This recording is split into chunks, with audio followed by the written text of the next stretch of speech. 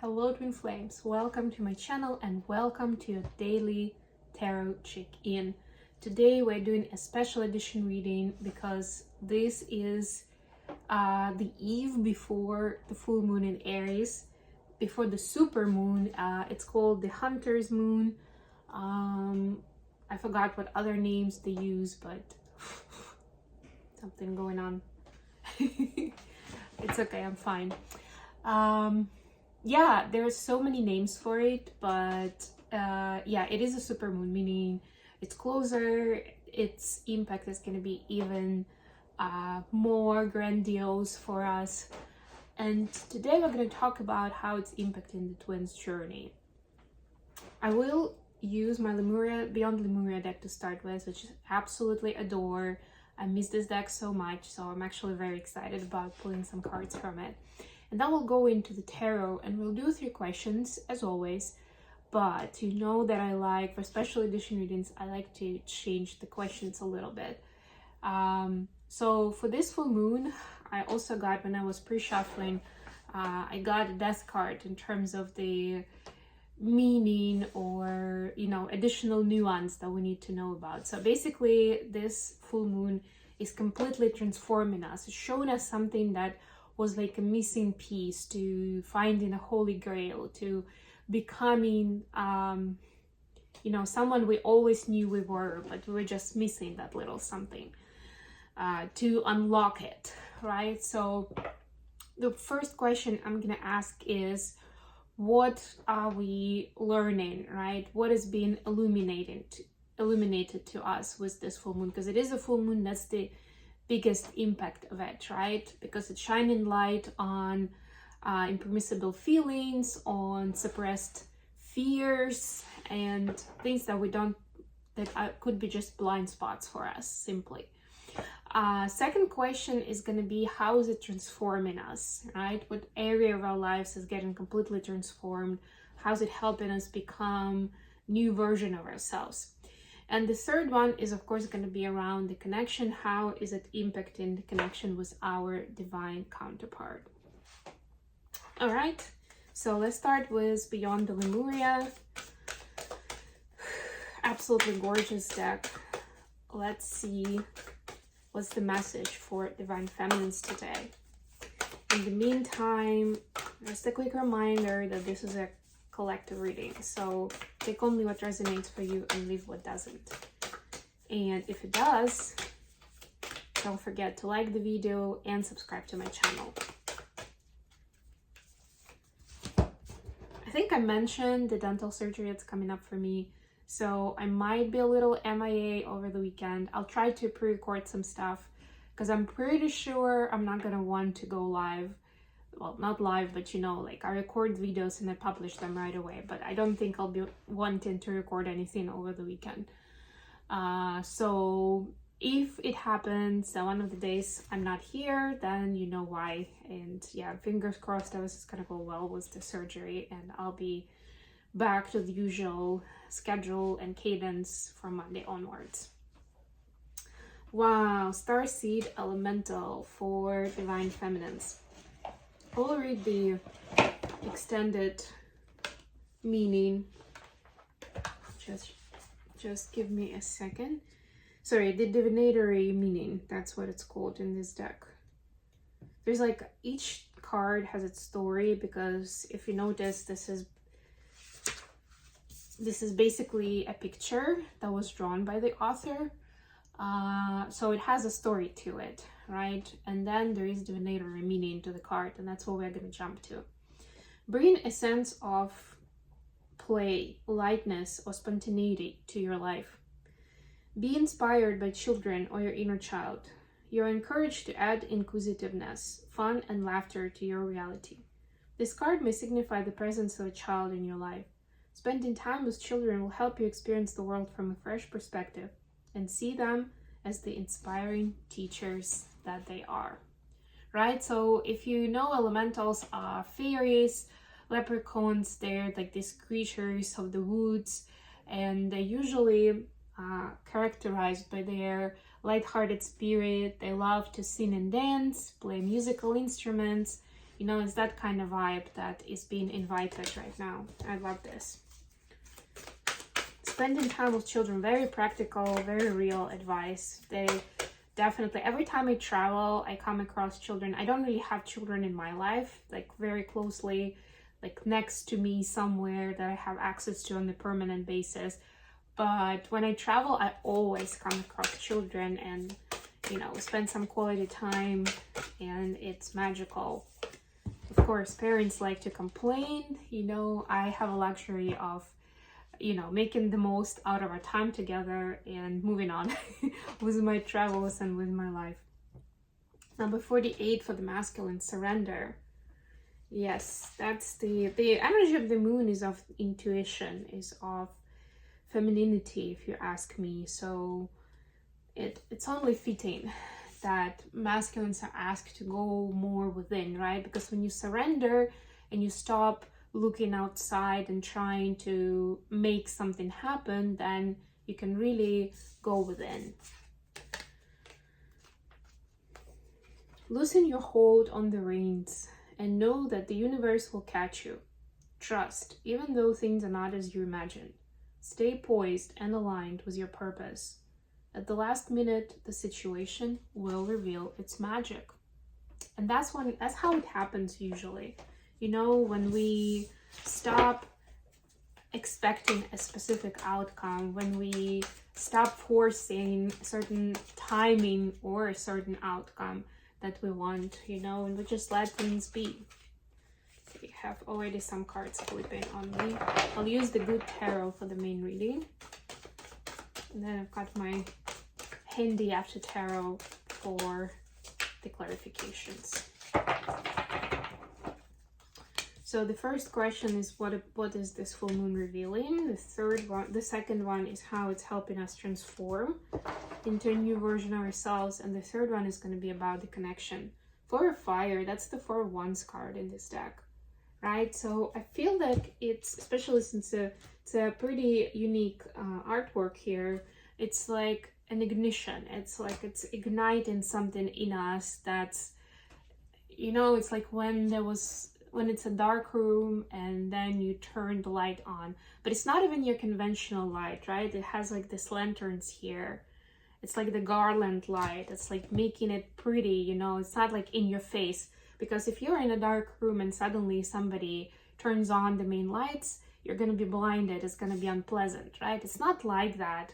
That's not the idea here, but it is the idea of like, I'm gonna turn on, you know, the twinkle lights so that you see what is going on. So, you know, when it's subtle light, we sometimes pay more attention to nuances. Okay, we got our clarifications. Bottom of the deck, 8 of Pentacles. But yeah, this is that 8 of Pentacles that has 3 of Pentacles illuminated or highlighted. That's what we had for the masculines yesterday, if you remember. Right? So it's like showing us what work is needed that will elevate ourselves, that will take us to the next level in terms of our own craft, our own excitement and enthusiasm. So the first question is what is illuminated to us with this full moon in Aries? For feminines, we have strengths clarified by 7 of Cups. So to me, this first and foremost means that we get the courage to choose in a situation where the choice is not obvious, where we may be manipulated by others to go in a certain direction, right? And we can really go into our heart space, into our solar plexus chakra, and find that courage to act based on what we feel is right, what we feel intuitively is the right next step, right? Or if it's a relationship, to choose whether it's for us or not, whether we want to go forward or not, right? It's the illumination is in this choice and how we make it, right? Like, how do we understand this is the right choice for me right now?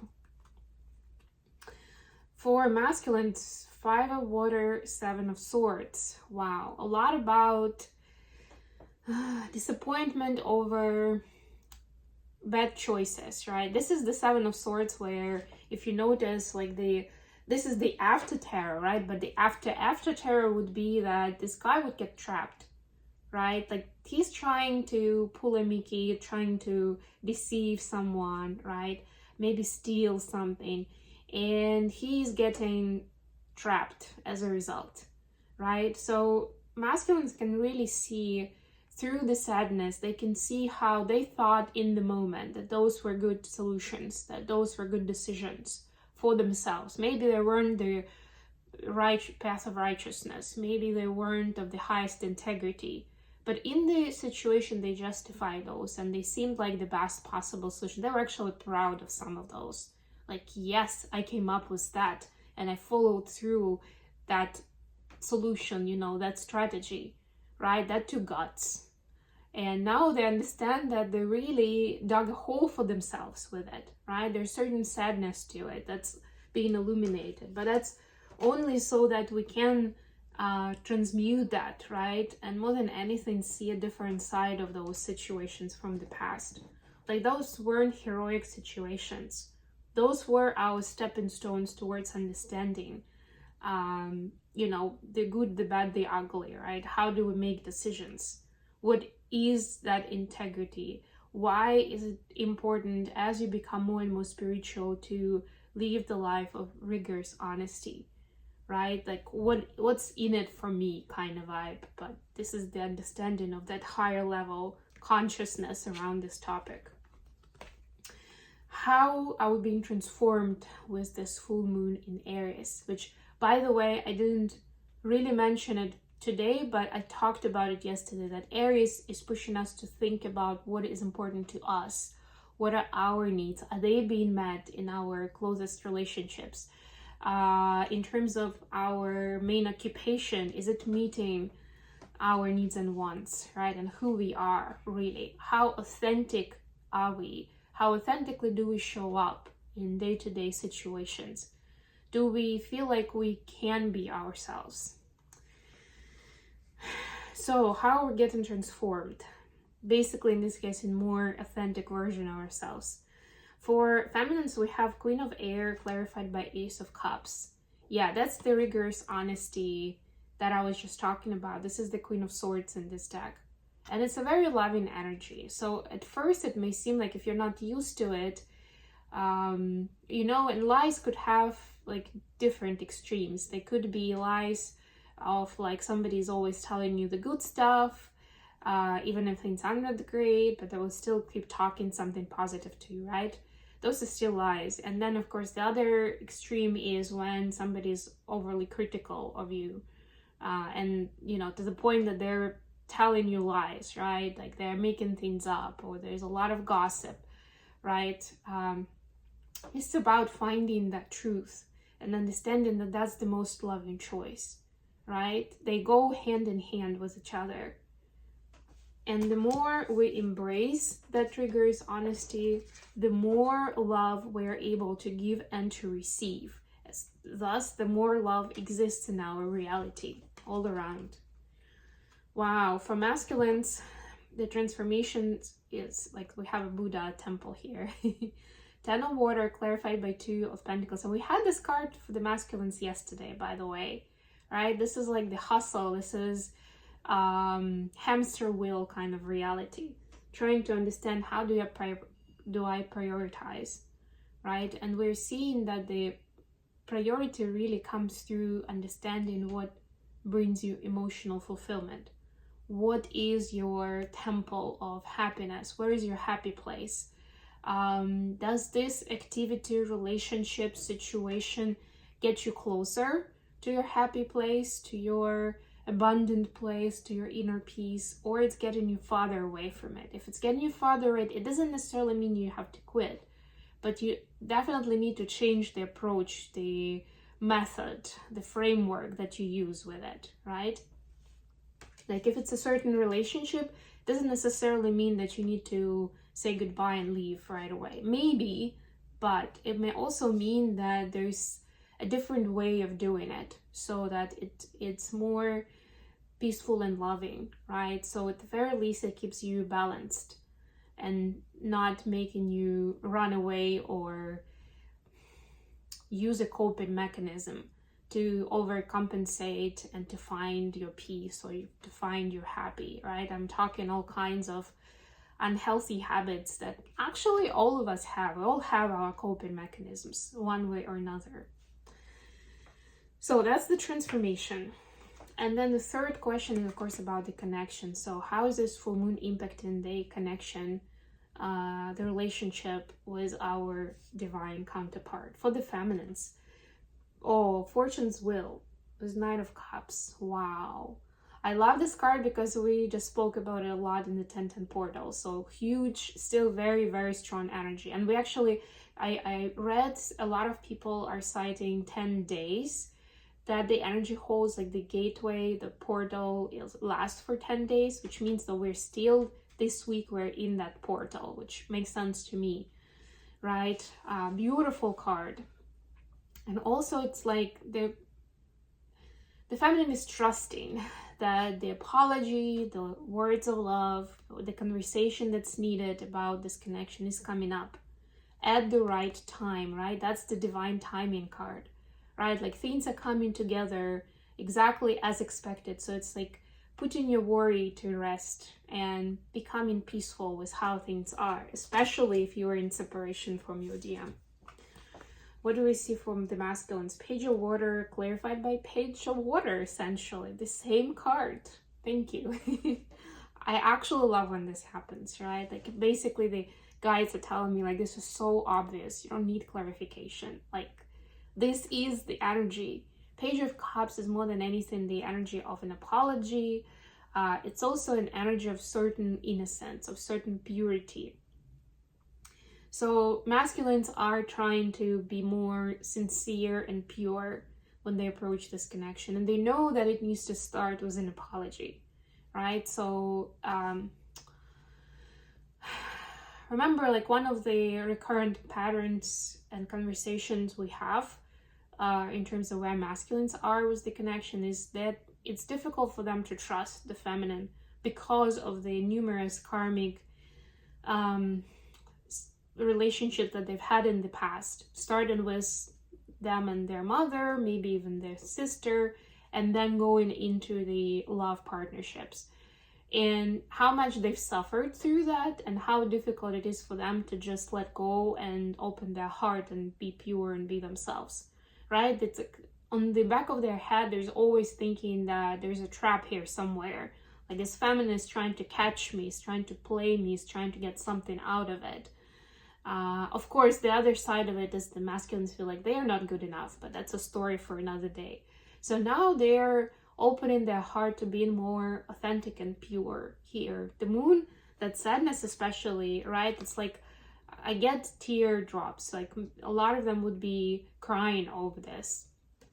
It helps cleanse the environment, right? And it helps them get into this space of purity and wanting to start fresh with something honest and kind, right? So there is an apology that they know they need to make. So that's coming up. I'm not saying that it's going to come up tomorrow for feminines watching, but they know that it's necessary to take this connection to the next level, right? Because you can't just ignore what already happened. And they realize now, even more than before, how much they've hurt the feminine with their old energy, and that there needs to be reconciled somehow, right? We can't just pretend like nothing happened just because it's been a while now, right? So that's the biggest learning here for the masculine.